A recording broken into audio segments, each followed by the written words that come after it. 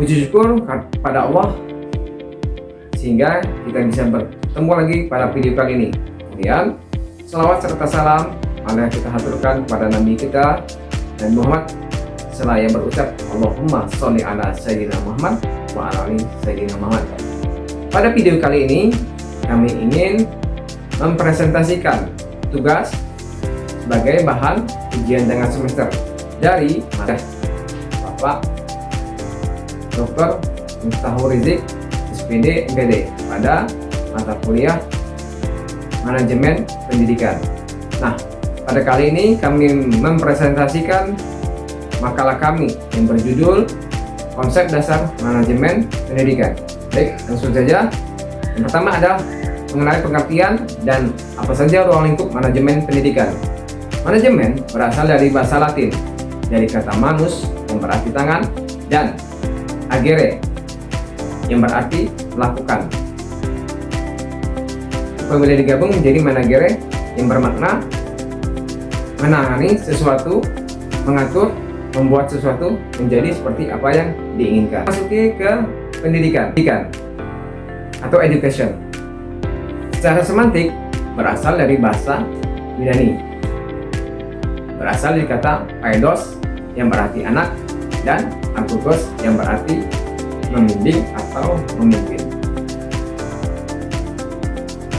Dapat diartikan manajemen pendidikan adalah seni dan ilmu mengelola sumber daya pendidikan untuk mewujudkan suasana belajar dan proses pembelajaran agar peserta didik secara aktif mengembangkan potensi dirinya.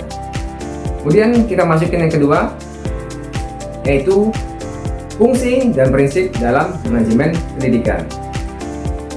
Jadi berdasarkan ruang lingkupnya, manajemen pendidikan ada beberapa fungsi. Yang pertama, manajemen kurikulum. Yang kedua, manajemen personalia. Ketiga, manajemen peserta didik. Yang keempat, manajemen sarana dan prasarana. Yang kelima, manajemen keuangan atau pembiayaan. Yang keenam, manajemen administrasi. Ketujuh, manajemen humas. Dan kedelapan adalah manajemen layanan khusus. Baik saudara-saudara, apa fungsi manajemen pendidikan secara nasional? Yaitu mengembangkan potensi peserta didik menjadi manusia yang beriman, bertakwa kepada Tuhan Yang Maha Esa, berakhlak mulia, sehat, berilmu, cakap, kreatif, dan mandiri, serta menjadi warga negara yang demokratis dan bertanggung jawab. Selanjutnya, pembahasan yang ketiga, yaitu mengenai paradigma pendidikan sebagai sistem sosial. Paradigma pendidikan sebagai sistem sosial memandang bahwa pendidikan bukan hanya proses mentransfer ilmu, melainkan juga sebuah sistem yang terdiri dari komponen-komponen sosial yang saling berinteraksi dan saling mempengaruhi.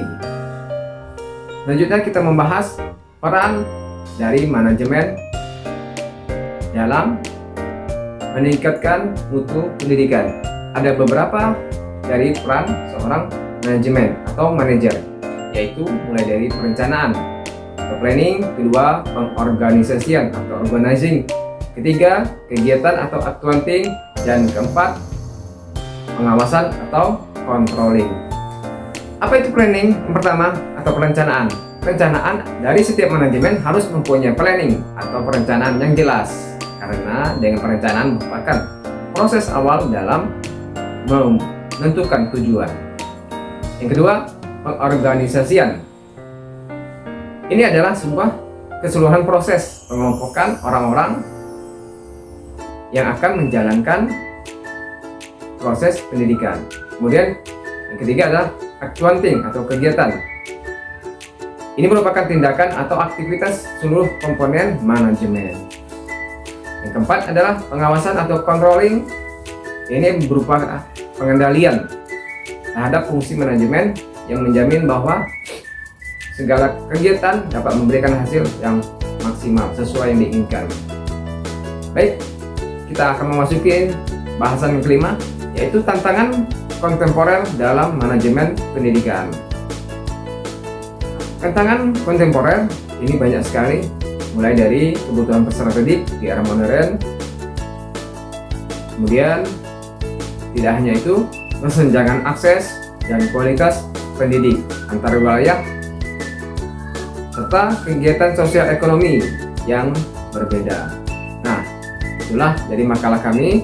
Terakhir, untuk penutup, mengenai konsep dasar pendidikan, manajemen pendidikan ini disarankan agar lembaga pendidikan terus meningkatkan kapasitas manajemen dalam menghadapi tantangan kontemporer. Jadi, kita disarankan untuk menerapkan sistem evaluasi dan akuntabilitas yang transparan. Baiklah, sampai di sini dulu video kami. Sampai jumpa pada video selanjutnya. Terima kasih. Assalamualaikum warahmatullahi wabarakatuh.